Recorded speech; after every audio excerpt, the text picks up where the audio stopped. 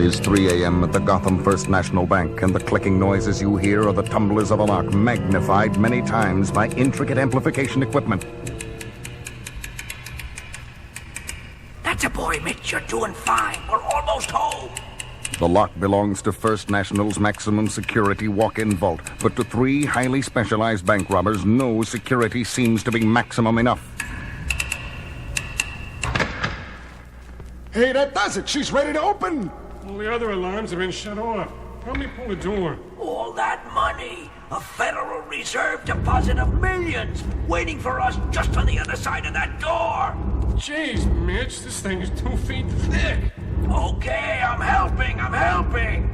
Almost. Just a little more. Good evening, gentlemen. We're glad you could drop by. Batman! Don't you fellas know it's polite to knock first? And Rob, they were waiting inside. No, it isn't fair. How could they know? Every crook makes at least one mistake, Trench, and your gang is no exception. Your mistake was falling for the phony news item Batman planted about a huge Federal Reserve deposit in this branch. Hey, what are we running here at the bank? Let's plug them. They're on top of us already. Robin and I prefer a fight without guns, and we expect the same from you. Batman, look out! The third crook has another gun? Not a gun, boy wonder. Something far more useful. A bank robber flips a switch on the strange circuit-studded gadget in his hand, and at once the air is filled with a piercing, ear-splitting sound. My ears! Oh, me too, Robin. I can't even think straight. That's the whole idea behind our sonic disruptor, Batman. A few more seconds of this and you and a punk will be on the floor in agony. Yeah, while we stand back and enjoy the show, thanks to the special high-frequency earplugs the 3 of us are wearing. Oh, covering my ears as tight as I can. It doesn't help. Hold on as long as you can, Robin. Fight it. Yet not even the dynamic duo can withstand the terrible onslaught of sound for long. And as they drop to their knees... Seeing this was worth getting beat up for. From every direction, the nightmarish screeching sound seems to surround them, until the bank robbers look up to see a frightening form circling above their heads. A creature the size of a man, with the unmistakable ears and leathery wings of a bat. What is it? It's the most horrible thing I've ever seen. Sonic disruptor doesn't even phase it. I'm getting out of here. Me too. Wait for me! In the frenzied confusion, the sonic disruptor falls, and its ear-splitting drone ceases at once, as the cowled crusader and the boy wonder look up to see... Batman! That thing! It's going after the bank robbers! I know, Robin. Hey! Put me down! It's got me in its claws! Look out! He's dropping you on top of us! Do you believe this? It slammed 2 of them together. Now it's pulling the third crook into the air. Help! Help! And knocking him senseless into the side of the wall. What a show! The creature's flying away, Batman. Let's go after it. No, Robin. The least we can do in gratitude for its help is to leave Man-Bat in peace. Man-Bat? You know this guy? Monster, whatever he is? Yes, and I know he must be in great pain right now. That's why he flew off. I don't understand. Like a true bat, Man-Bat's hearing is ultra-sensitive to even the minutest sounds. If you think that sonic disruptor was rough on us, I'd hate to imagine how it must have felt to him. He must be a very brave man. He is a man, isn't he? Robin, I think it's time you heard the full story of my friend Kirk Langstrom.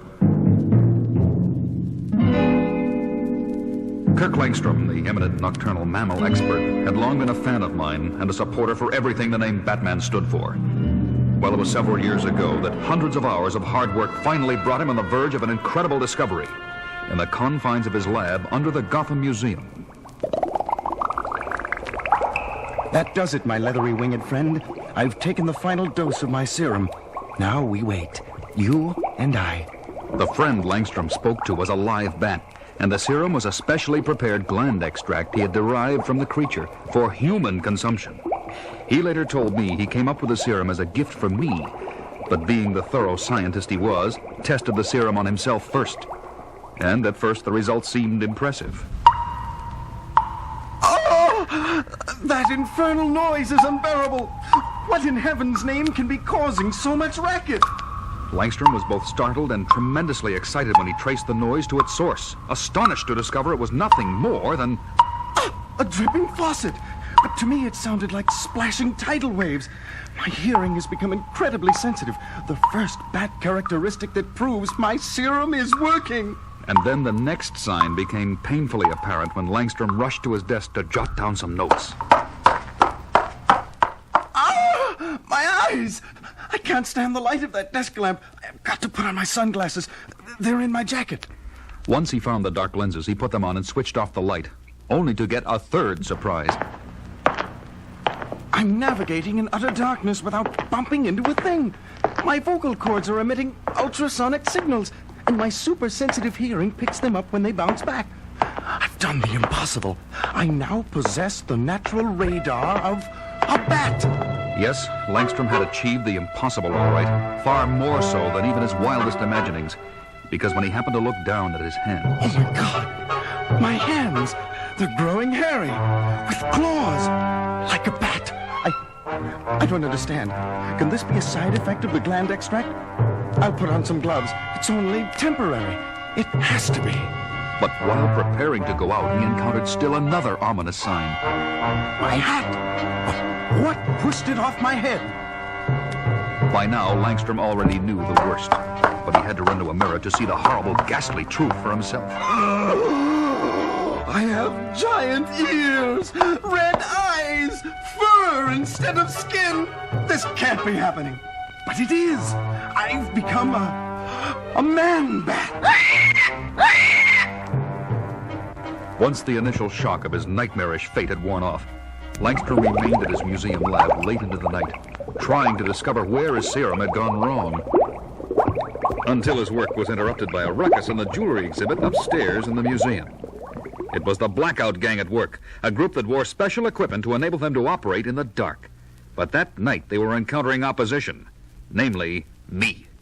It's Batman!